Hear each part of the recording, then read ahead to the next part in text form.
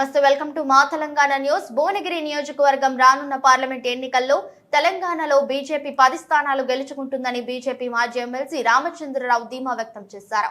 Vision Bhuvanagiri parliament పేరుతో భువనగిరి పట్టణ శివారులో ఓ ప్రైవేట్ ఫంక్షన్ హాల్లో జిల్లా అధ్యక్షుడు పివి శ్యామ్ సుందర్ రావు, టీజేయూ రాష్ట్ర అధ్యక్షులు కప్ర ప్రసాద్ రావు నిర్వహించిన కార్యక్రమంలో ఆయన పాల్గొన్నారు. వారు మాట్లాడుతూ నరేంద్ర మోదీ నాయకత్వంలో ప్రజలు దేశంలో సురక్షితంగా ఉన్నారని బీజేపీ మాజీ ఎమ్మెల్సీ రామచంద్రరావు అన్నారు. ప్రజలకు బీజేపీ పట్ల విశ్వాసం ఉందన్నారు. గత అసెంబ్లీ ఎన్నికల్లో బీజేపీకి అనుకూలంగా ఉన్నా దాన్ని పూర్తి స్థాయిలో సద్వినియోగం చేసుకోలేదని ఆయన విచారం వ్యక్తం చేశారు. అలాంటి తప్పిదం జరగకుండా పార్టీ నాయకులతో ఈ సమావేశాన్ని నిర్వహించి చర్చించామని రామచంద్రరావు అన్నారు. అందరి అభిప్రాయాలు తీసుకున్నామని ఆయన పేర్కొన్నారు. భువనగిరి పార్లమెంటుతో పాటు మిగిలిన సీట్లను కూడా గెలుస్తామని అన్నారు. ఈ కార్యక్రమంలో నియోజకవర్గ బీజేపీ నాయకులు, పార్టీలకు అతీతంగా సభ్యులు, కార్యకర్తలు తదితరులు పాల్గొన్నారు.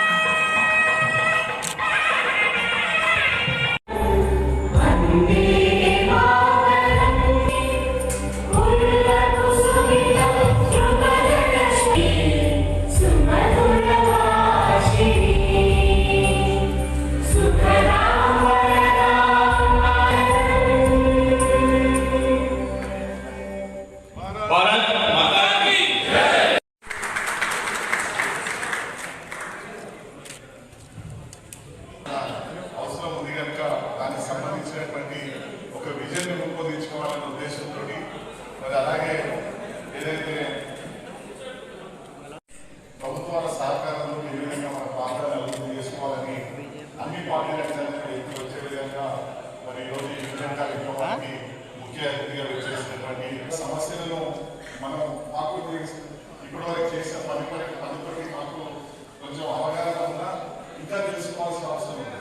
అయితే కొన్ని సమస్యలు వచ్చినప్పుడు కొన్ని రాష్ట్ర ప్రభుత్వం చేయవలసిన అంశాలని, కొన్ని పూర్తిగా కేంద్ర ప్రభుత్వం చేయగలిగినటువంటి అంశాలని, కొన్ని ఉమ్మడి అంటే రెండు ప్రభుత్వాలు కలిసి చేయాల్సిన సమస్యలు. ఉదాహరణకు నవోదయ మేము ఇవ్వడానికి సిద్ధంగా మీరు 20 ఎకరాల ల్యాండ్ని అలాట్ చేయించండి అని చెప్పడం జరిగింది. అంటే ఆ నవోదయ స్కూల్ని ప్రతి కొత్త జిల్లాకి నవోదయ స్కూల్ వచ్చే అవకాశం ఉంది.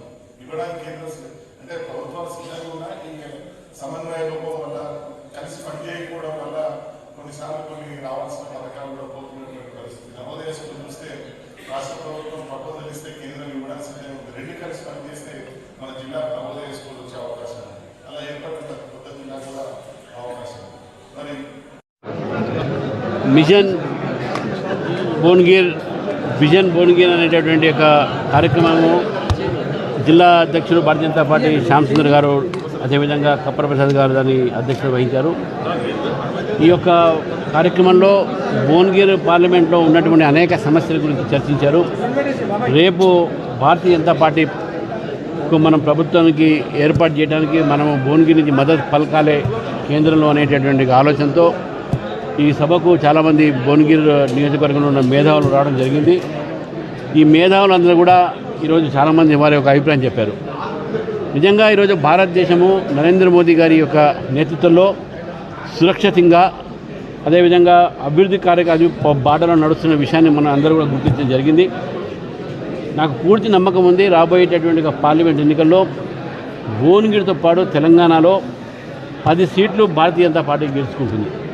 ఈరోజు భారతదేశంలో ఉన్నటువంటి అభివృద్ధి కార్యక్రమాలు కానీ, ప్రపంచంలో భారతదేశము ఆర్థిక రంగంలో 5వ స్థానంలో ఉండటం కానీ, లేకుంటే ఈ దేశంలో మార్పులు, రహదారులు కానీ, ఇంకా ఇక్కడ పారిశ్రామిక ఒక కేంద్రాలు కానీ, అదేవిధంగా రైతులకు సంబంధించినటువంటి ఒక వారికి ఏవైతే నూతనంగా అయినటువంటి ఒక మార్కెట్ సపోర్ట్ పెంచడంలో కానీ, రైతు కేంద్రాలు కానీ, ఇవన్నీ కూడా ఏదైతే నరేంద్ర మోదీ గారి ప్రభుత్వం ఏర్పాటు చేసిందో దానివల్ల రైతులు, అదేవిధంగా విద్యావంతులు, విద్యార్థులు, ఈ యొక్క దేశంలో ప్రజలు స్వచ్ఛ భారత్ ఇవన్నీ కూడా డెవలప్మెంట్లో వారు చూశారు. కాబట్టి పూర్తిగా నాకు నమ్మకం ఉంది, ఏ ఒక్క పార్టీ కూడా లేకుంటే ఏ కూటమి కూడా నరేంద్ర మోదీ గారిని ఎదుర్కోలేదు. ఈసారి భారతదేశంలో మరొక్కసారి బీజేపీ ప్రభుత్వం వస్తుంది. అందులో తెలంగాణ నుంచి 10 మంది ఎంపీలు తెలంగాణ వారికి బహుమానంగా ఇస్తారని చెప్పేసి నమ్ముతాం.